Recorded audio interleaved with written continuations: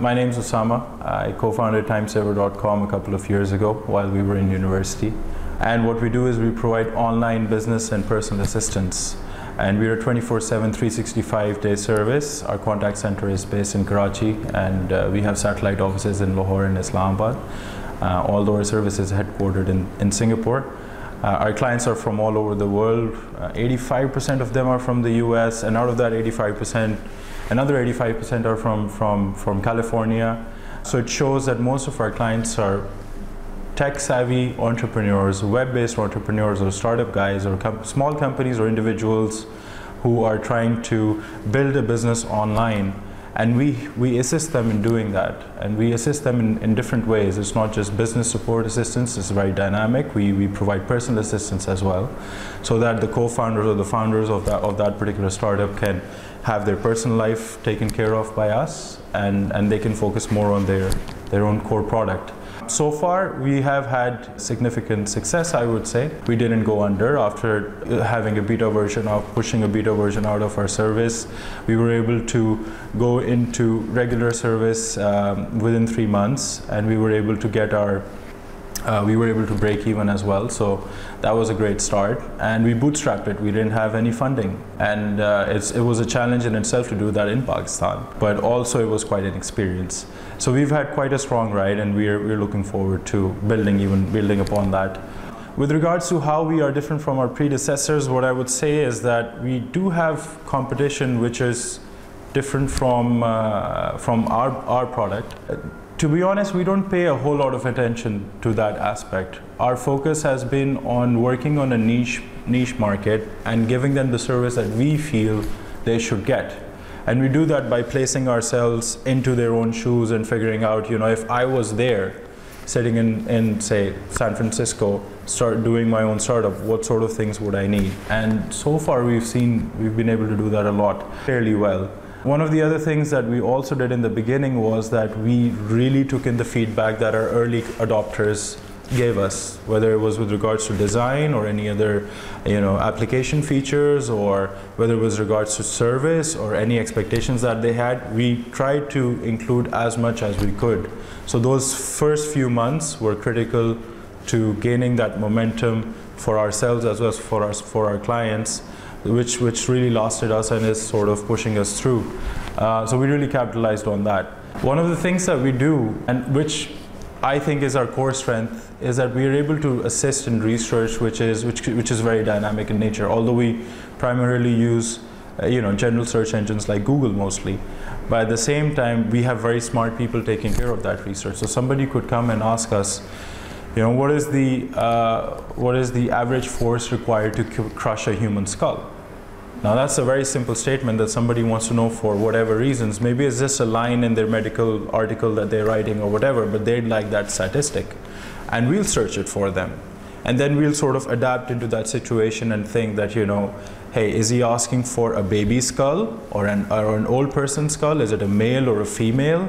All those sorts of things. So our guys will then adapt to that situation and give the client, all sorts of possibilities. And we try to do it in as minimum time as possible, so we can respond to the client very, very fast. It could be something very even odder, like, I've heard, this was a sample task, somebody said that, I heard there's a correlation between listening to music and the taste of wine. Can you find that out for me? Admittedly, our guys not many of them have had wine. None of them have had wine. But still they were able to sort of picture, okay, there might be there are 5 senses, and if you miss listening to something, sound might be related to taste buds, and why wine, and why a particular type, or why classical music, for example, and they were able to draw that correlation. So these little odd sort of tasks, web-based research, as well as more professional ones. Most people are trying to invest in green technology or green entrepreneurship ventures, and we have dug up so many business plan proposals as well as opportunities or niche opportunities which are specific not just to a region, for example the States or North America or Europe, but very specific policies for a state. Like, what are the state laws in Connecticut to encourage green technology companies coming up or green products coming up, etc., etc. So it's a very big spread, And it all depends on the people that we hire and the training that we give them and the ability for them to adapt to the client situation. Personal plan it's a very singular plan. It's like $69 a month, 24/7, 365 days availabilities. You have an assistant who's on standby. Now that assistant is actually a virtual assistant it's a screen, it's a bot. And the way it works is that there you have like 150 clients signed up on that plan, for example, and you have about 15 assistants who are handling work for these people. So they just bombard a dashboard with all sorts of tasks, and our guys sitting at the back end are able to handle it. So you don't get that one-on-one exclusivity with one person only. It's more of a selection that takes place. So on average, in the example that I gave, 150 clients to 15 guys handling them, you have one person assisting on average 15 people, and they're able to divide that time accordingly. For the dedicated plan, however, you have more one-on-one interaction with just one person, and you can train them in however way that you like. Now the dedicated plan, for these reasons, is used more by companies who want assistance or professional assistance or support for their organizational structure, so they can basically hire somebody and not have to worry about their income tax statements, or them taking holidays, or their medical benefits, etc. So you just hire somebody sitting in Pakistan and go like, hey, I can just outsource a big chunk of my work 8 hours a day to this person, and I have to pay like a third or a fourth of what I'm used to paying over there. So that's cost saving for businesses and businesses. So it's a business solution. Well, we have not particularly focused on getting clients in the local market, not just in Pakistan, but in most developing countries, for a couple of reasons. But it doesn't mean that we don't want to pursue that option at all.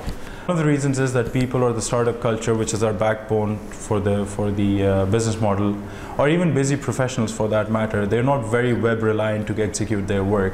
The system is designed over here as such that web-based companies or executing processes online is not.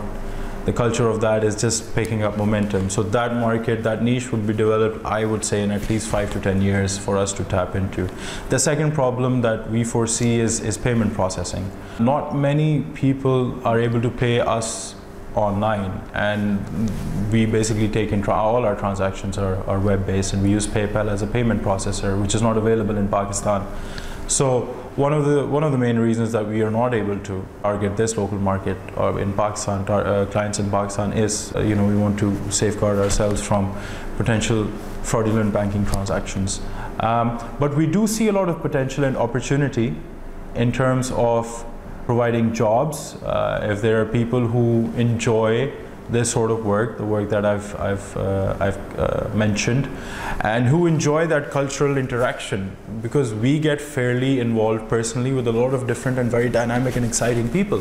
So people who are looking to do their own startups, for example, or get inspired by other startups, can definitely join our ranks and then build up upon that. And we've had very successful runs. With the way our startup works is that you're basically working for two entities when you step in through our doors. You're not only working for us, which is I would say a very relaxed and a very productivity oriented work environment, but you're also working for clients who are all over the world.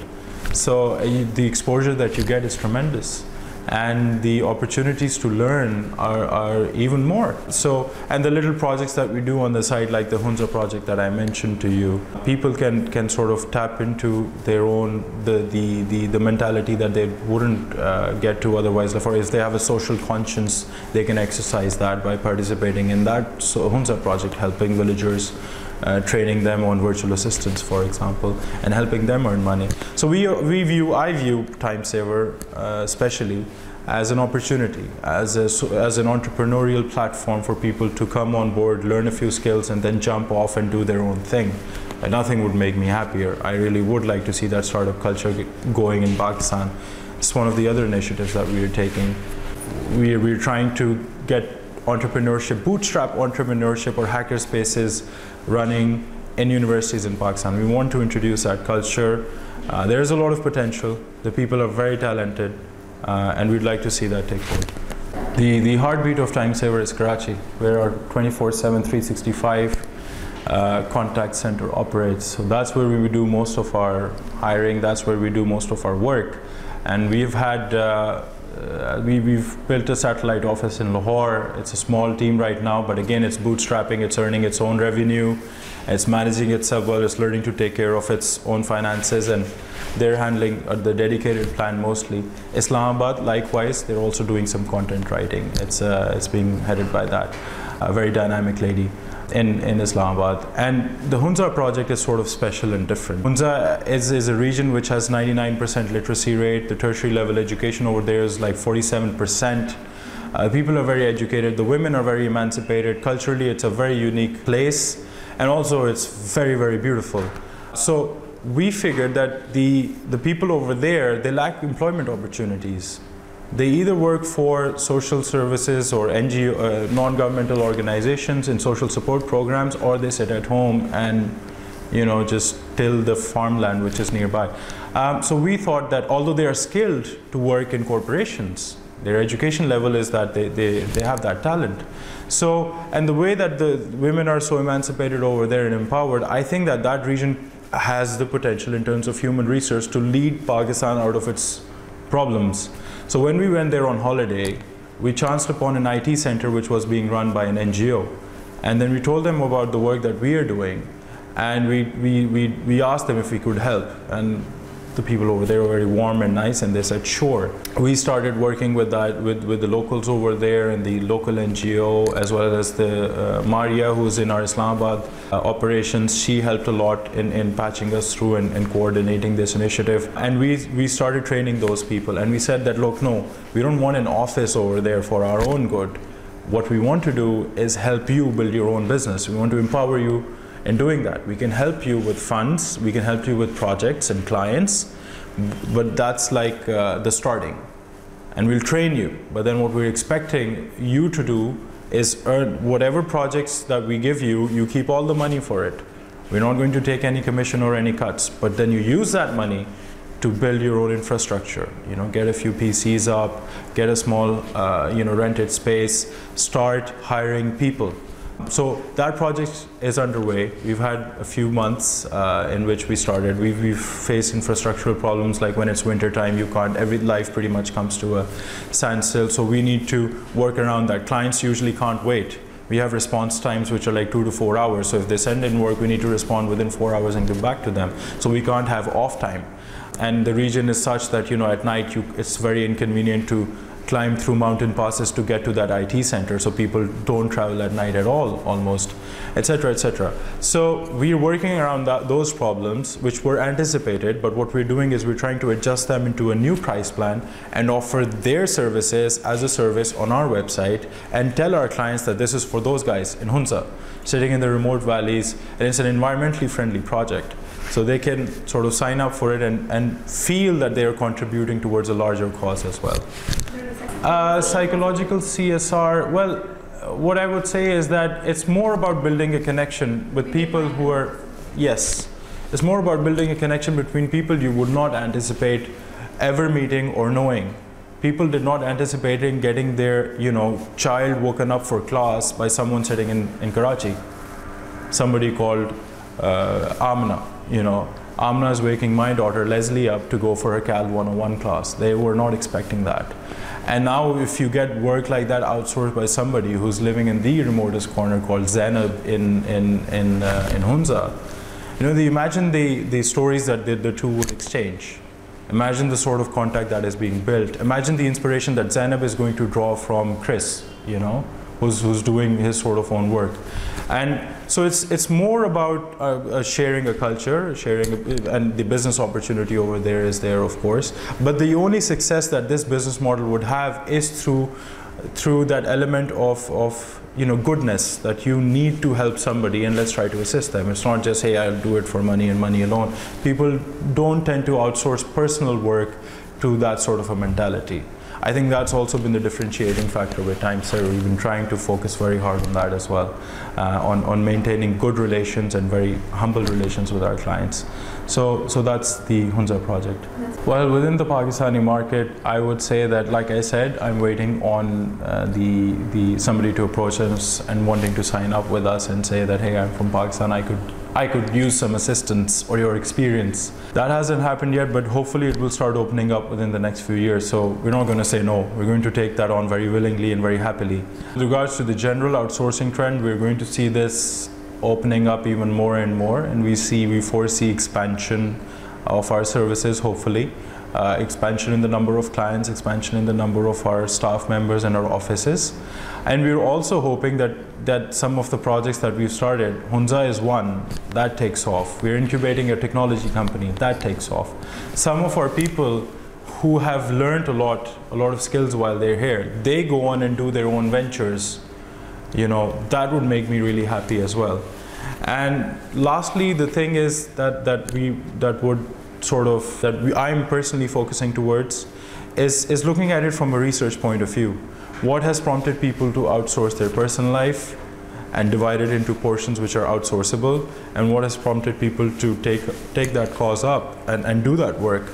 Is it just money? Is there other things which can motivate people?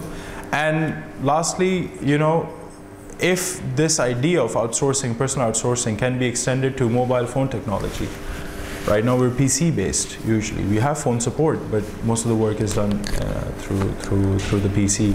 But can this be extended to mobile phone technology? That is really where we'd like to see things go, so that people can do things on the go for clients or individuals who are sitting far away.